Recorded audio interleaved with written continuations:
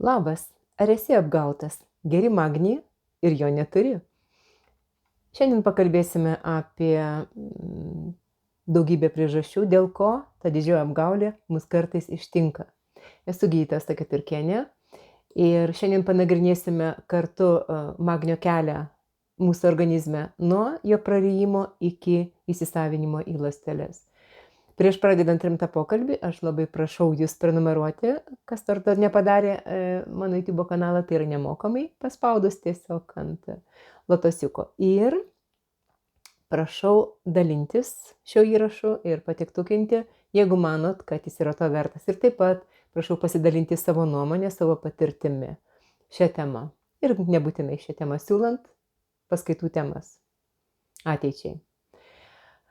Apie magnio įtaką sveikatą aš esu jau įrašiusi savo video paskaitą, ją galima rasti mano YouTube kanale ir ji vadinasi Lėtai žudantis magnio trūkumas. Ar buvo taip, kad geri magnį ir išlieka mėšlungis ar kiti simptomai, kuriuos neilgai trukus aptarsime? Taigi, kada galima įtarti netinkamą magnio įsisavinimą, nepakankamą? Kada vartojam magnį, o simptomai išlieka ir magnio papildai gali sukelti mums viduriavimą, tačiau simptomai tebelieka. Tai tie, trumpai aptariant, tie simptomai, kurie byloja mums apie magnio trūkumą, būtų tokie, kad naktiniai, ypač arba ramybės būsenoj mėšlungiai, kažkokie tai traukuliukai, naktinis miego sutrikimas, dienomis mažai turbūt nemiegame, nerimas, baimė, dirglumas, galbūt širdies ritmo sutrikimai, elektrokardiografiškai matosi QT tarpo pailgėjimas ir kraujyje išlieka atkaklus kalio ir kalcio trūkumas. Tai kodėl nepavyksta atsikratyti magnio stokos, nors dedame pastangas? Lengviausia yra įtarti ir koreguoti per mažas magnio dozes ir netinkamą magnio formą. Tai geriausi klinikiniai tyrimai ir naujausi patvirtina, kad net ir didelės magnio dozės gali būti neveiksmingos, jeigu magnio forma yra netinkama. Tai ir idealiausia pasisavina organinės magnio formas. Tai gali būti iš jūros vandens, iš negyvosios jūros, tarkim, vandens. Tai magnio hidroksidas gali būti iš organinės kilmės magnio malatas, magnio bisglicinatas, magnio citratas. O tarkim, magnio oksidas yra neorganinė forma, tai mūsų organizmui jinai svetimoka ir dėl to nepakankamai pasišalina. Na ir šiandien kalbėsime apie du magnio įsisavinimus. Vienas jų virškinimo trakte, žarnyne, antrasgi ląstelė turi patekti magnis. Tai tos žarnyne magnio įsisavinimui trukdančios priežastys yra vietinės žarnyno ligos, tokios kaip celiakija, Krono liga ar opinis nespecifinis kolitas, kitos uždegiminės žarnyno ligos, pavyzdžiui, kažkokie viduriavimai užsitęsia, dažniausiai dėl disbakteriozės arba, tarkim, dėl lėtinio kokio tai mikrobo sukeliančio žarnyno ligas nešiojimo. Ir jos tiesiog, tos ligos pažeidžia žarnos gleivinę ir ypač plonosios žarnos, kur ir vyksta magnio įsisavinimui didžiąja dalim, ir dėl to mažėja tas efektyvus magnio įsisavinimui svarbus žarnyno paviršius ir taip pat tokios ligos pažeidžia ir transportinius kanalus, iškia magnį pernešančius kanalus. Na, taip pat chirurginis žarnų gydymas, trumpinimas dėl, tarkim, storosios žarnos vėžio arba dėl kokių taip trauminių, potrauminių visokių priežasčių. Tai taip pat jį tiesiog sutrumpėja tas plotas, per kurį jis gali būti įsisavintas ir turi būti įsisavintas magnis. Labai svarbi priežastis yra žarnyno mikrobiotos sutrikimai. Na, turim ten trilijonus visokių mikroorganizmų, tai yra tokia ekosistema, ir kuri ne patys tie mikroorganizmai, gerosios žarnyno bakterijos, perneša magnį iš žarnyno per žarnyno sienelės, bet jų gaminamos cheminės medžiagos ir jų ir jų galimybė, keičiant pH. Tai jos fermentuoja tokias trumpos grandinės riebalų rūgštis, kurios ir sumažina, reiškia, pH, nes šiaip jau iš skrandžio atkeliauja į žarnyną stipriai rūgštinis turinys, ten kartu su tulžies rūgštim, kitais fermentais jis pamažu šarminamas, tačiau dar iki reikiamos maistinių medžiagų įsisavinimui pH sureguliuoti padeda ir to gerų žarnyno bakterijų gaminami tie cheminiai junginiai, trumpos grandinės riebalų rūgštys. Ir labai svarbu vartoti prebiotinės skaidulas, apie kurių naudą sveikatą aš irgi esu įrašiusi paskaitą, jis yra mano nemokamai YouTube kanale. Ir jos turi, tai yra maistas gerosiam bakterijam, ypač yra tirpios ir netirpios. Mes kalbam apie tirpias skaidulas, kurios maitina gerasias bakterijas, idant jos fermentuodamos tą maistą turėtų resursų, ką gaminti. Mes irgi nevalgę ilgai, jeigu būtumėm, tai nelabai kokie naudingi būtumėm visuomeniai ar šeimynykščiams ir dar kam nors. Taigi, jeigu gerosios žarnyno bakterijos turi maisto, tai jos ir dar daugiau yra veiksnių, bet neišsiplėsiu, tai jos tada gali gaminti tas cheminės medžiagos, kurios ir apsaugo žarnos gleivinę, reguliuoja, kad jos būtų tinkamai pralaidžios tam, kam reikia, ir kad nebūtų pralaidžios toms medžiagoms, kurios išerzins imuninę sistemą, kurios 2/3 yra žarnyno sienelė. Ir apie tai irgi mano paskaitų yra daug YouTube kanale. Na ir taip pat, kad kitam žarnyno barjero pralaidumui jos yra svarbios ir uždegimo lygiui. Turėtų uždegimą jokioj sistemoje, jokioj vietoj yra nepalankus sveikatai. Ir taip pat tada ir tarpląstelinės jungtys tinkamai funkcionuoja, jeigu žarnos gleivinės vientisumas yra geras, ir tada mikroelementai nelieka žarnų spindyje, o tiesiog keliauja į ten, kur mums reikia, į kraują. Apie tai labai daug rašoma ir patvirtinta, tai ką aš kalbu, mokslo. Na ir taip, jeigu išryškinant tai, ką aš kalbėjau, tai mikrobiota mūsų žarnyne, ji ne pati neįsiurbia magnio, bet ji gamina dar tokias fulvo rūgštis, kurios nanodalelės jos ir perneša tos mikrobiotą, bet ir sukuria aplinką būtiną. Mes šiuo atveju kalbam apie magnį, tai magnio pernešimui iš žarnos spindžio į organizmą. Na ir tai tam reikia ir skaidulų maiste tinkamų, kaip minėjau, tirpių, mes su vyru ir vartojame štai daug metų 8 rūšių tirpų skaidulų mišinį. Na ir kažkuria dalim įtakoja magnio įsisavinimą genetiniai visokie molekulinės priežastys, genetiniai veiksniai, kada dėl mutacijų magnio įsiurbimo kanaluose sutrinka magnio įsisavinimas, bet čia yra labai reta priežastis ir pasitaiko vaikams dažniau. Mityba svarbi. Ji gali slopinti magnio įsisavinimą žarnyne, tai taip veikia ftalatai ir oksalatai, kurie yra sėklose, neapdorotose grūduose, ankštiniuose gali būti. Jie mažina magnio pasiekiamumą ir rašo literatūrai, kai kurio net iki 60% gali sumažinti magnio įsisavinimą. Na ir didelis netirpių skaidulų kiekis. Tai netirpios yra lukštuose, grūdų sėklų apvalkaluose. Ir kodėl? Todėl, kad jos skatina peristaltiką, greitesnį maisto turinio šalinimą. Kai kada tai pravartu, kai kada ir nelabai, jeigu tai yra neadekvatus.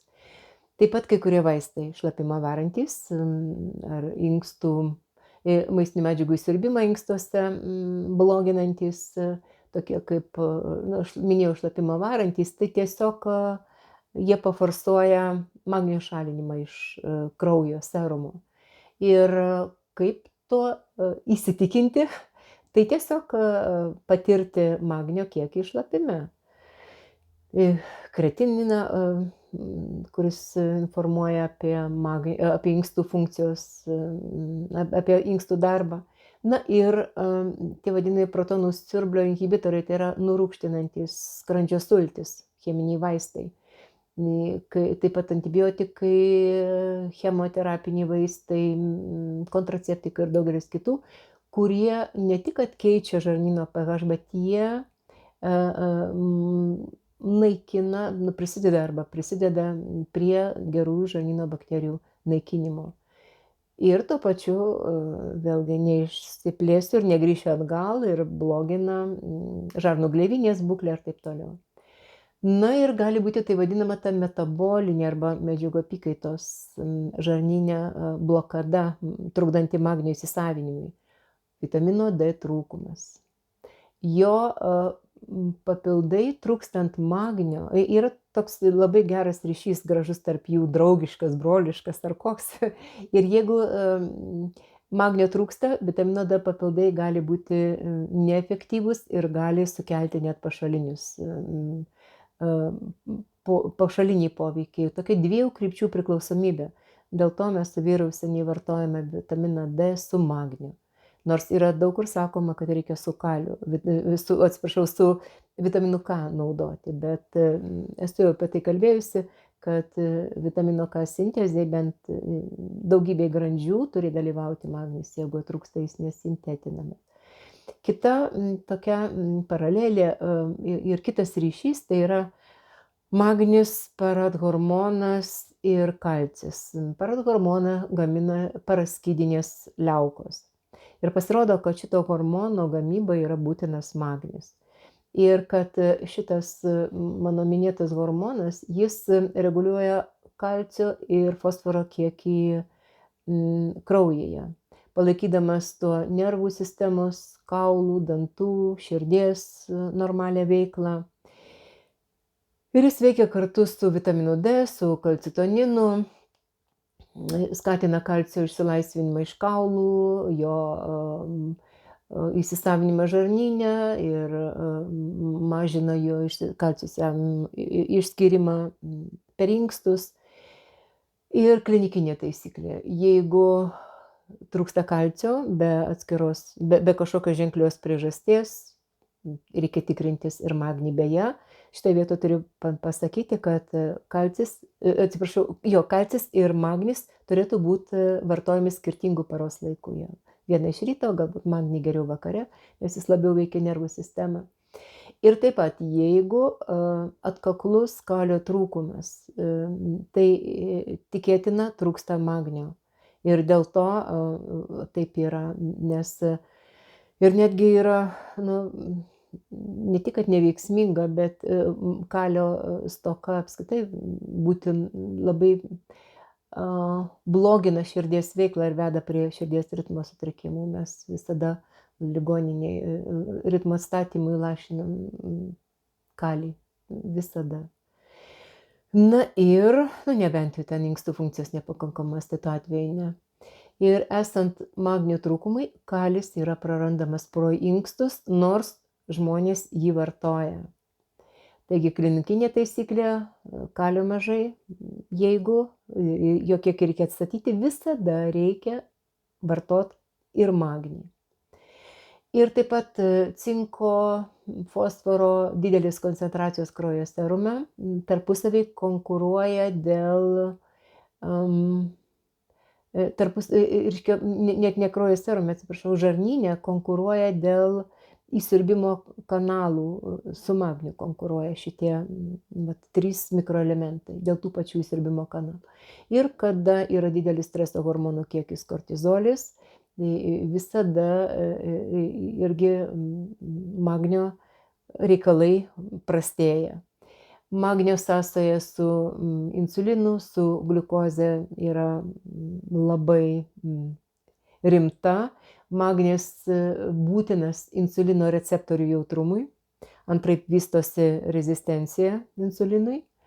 Esant padidintam gliukozės kiekiui kraujyje arba hiperglikemijai, didėja magnio praradimai per inkstus. Ir esant nekompensuotam cukriniui diabetui, na, visada turėsi magnio trūkumą, o šiaip jau tai tam padeda glikuoto hemoglobino tyrimas, įsivertinti tiksliau, ar mums aktualus cukrinis diabetas, nors dar jo nežinome, netolimo ateityje, ar gal mes turim priešdiabetinės būsenas.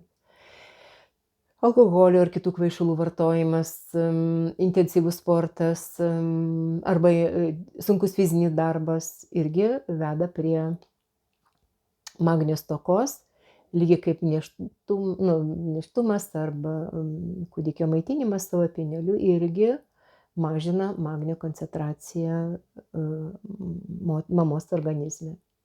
Vyšnaitė ant torto. Omega 3 įtaka magniui. Minėjau, kad magnis turi 2 kartus patekti į mūsų organizmą, į žarnyno. Reiškia, vieną kartą per žarnyno sienelę, antrą kartą iš kraujo serumo į ląsteles. Tai omega 3 tiesiogiai, vėlgi kaip ir gerosios žarnyno bakterijos, neperneša magnio, bet ženkliai pagerina sąlygas magnio įsisavinimui. Pirmiausia, tai žarnyne. Ta pagerina magnio įsiurbimą, mažina inkstinį praradimą ir jeigu dar apsistojant ties žarnynu, kaip tai veikia, tai mažina omega 3 skilimo produktai, kozanoidai mažina uždegiminį procesą visur, tame tarpe ir žarnyne. Reiškia, atkuria, jeigu yra uždegiminiai procesai pačioje žarnos sienelėje, tai tuos uždegiminius procesus naikinant atkuria žarnų gleivinės vientisumą, pralaidumą ir dėl to ir įsisavinimas geresnis. Sveikesnė gleivinė, lygiai grečiai, tai yra tapatu su geresniu magnio įsisavinimu. Ir kadangi magnis veikia ląstelės viduje, tai labai svarbu, kad jis į jas patektų. Patekęs, jis tada jungiasi prie tam tikrų fermentų, prie tos ATP, adenozintrifosfatų, ir jis prie tos energijos, energiją didinančių medžiagų. Ir kadangi omega 3 didina membranų pralaidumą, jos trūkstant visada jos kietėja ir kraujo serume tada magnio gali būti pakankamai, nors kita vertus tik 1% magnio yra kraujo serume. 99 jo turi būti jo organizme, tai iš to 1% spręsti apie magnio, ar jo trūksta, ar jo turime pakankamai, nelabai verta, kadangi organizmas stengiasi palaikyti kraujo serumą, tą 1%, jį išskirdamas į kraujo serumą iš kitų audinių. Taigi ir gerina omega 3 jonų kanalų funkciją ir dėl to ir kartu visada su lėtiniu uždegimu dažnai už parankės eina stresas su padidintu jo hormono kortizolio kiekiu organizme kraujyje. Tai jeigu yra lėtinis sisteminis uždegimas, kas daugumai yra, tą galima pasitikrinti įsivertinus omega 6-3 balans testų savo ląstelėse, tai tada visada yra daugiau kortizolio, streso hormono ir visada yra didesnis magnio praradimas per inkstus. Tai omega 3 veikia priešingai, jinai ramina hipotalamo hipofizės antinksčių šitą trikampį, ašį, bet neslopina simptomus, atbukina juos, o mažinant, kaip minėjau, uždegiminį procesą ir mažinant membranų pralaidumą ir didinant grįžtamą ryšį tarp tų visų mano minėtų parametrų. Ir tokiu būdu netiesiogiai mažina magnio nutekėjimą iš organizmo. Tai labai svarbu atkreipdėmėsi, jeigu mes gyvenam lėtiniam stresui, jeigu turim uždegiminius procesus ir yra kažkokios tai imuniteto išsiderinimo apraiškos, kaip, pavyzdžiui, autoimuninės ligos arba kažkokios alergijos. Ir omega 3 gerina insulino jautrumą visada, nes insulinas gerina taip pat magnio patekimą į ląstelę. Ir jeigu yra atsparumas arba rezistencija insulinui, visada mažiau magnio ląstelėje. Ir jeigu padidintas gliukozės kiekis, pirmai užsiminiau apie tai, tai visada būna gausus šlapinimasis ir dėl to gausus magnio praradimas per inkstus. O omega 3 mažina gliukozės svyravimus ir gerina atsparumą, mažina atsparumą arba rezistenciją insulinui. Ir tuo pačiu mažina ir magnio praradimą. Ir omega 3 magnio ir vitamino D sąsaja yra mokslui labai seniai žinoma. Omega 3 gerina vitamino D receptorių jautrumą. Ir dėl to, kada yra atkurtas omega 3 kiekis, balansas organizme, tai tuomet efektyvesnis vitamino D poreikis ir žinoma, mes pirmai kalbėjome, kad vitaminas D ir magnis yra labai geri bičiuliai. Taigi patarimai dar papildomi būtų tokie, kad pradėti, vartojant magnį, pradėti nuo mažesnių dozių ir didinti jas iki viduriavimo, bet turime žinoti, kad viduriavimas vartojant magnį, tai dar nereiškia, kad tai visiškai nesiejama su organizmo valymu, bet tai nereiškia, kad magnis įsisavinamas yra. Tai reiškia, kad žarnyne jo yra daug. Ir kad atkurti mūsų balansą, vartojant bakterijas kokybiškas, ne bet kokias kokybiškas bakterijas skystoj terpėj, valgant daugiau fermentuoto maisto ir maitinant jas tirpiomis skaidulomis įvairių rūšių, yra labai svarbi priežastis magnio balanso atkūrimui. Taip pat kokybiško omega 3 būtina su polifenoliais ir sėklų, grūdų, visokių ankštinių mirkymas prieš gaminimą yra labai svarbus. Aš anksčiau kalbėjau, yra mano paskaita apie tai. Na ir žinoma, lėtinį stresą mažinti, veikti jo pasiekmes taip pat, šafranas ir taip toliau. Ir arvedinių daug yra papildų, kurie gerina tai šalia meditacijų, požiūrio keitimo ir daugybės kitų labai sveikų praktikų. Ir turėti omeny, kad svarbus ne magnio koncentracija ant pakuotės nurodantis skaičiukas, bet svarbi magnio forma ir įsisavinamo magnio kiekis ir žarnyne, ir į ląstelę. Tai ką galvoti apie retas priežastis, kurių būna, tai jeigu yra magnio stoka nuo vaikystės, jeigu yra atsparumas magnio korekcijai ir jeigu kartu trūksta magnio ir kalio, jau apie tai kalbėjau. Taigi, jeigu jums buvo aktuali šitą informaciją, kurią šiandien išgirdote apie magnio įsisavinimo problemas, prašau klausti, jeigu ką nors neaiškiai pasakiau, arba jeigu norite kažkokio patarimo, prašau rašyti man, skambinti ir linkiu saulytės širdyje. Esu jums ir su jumis.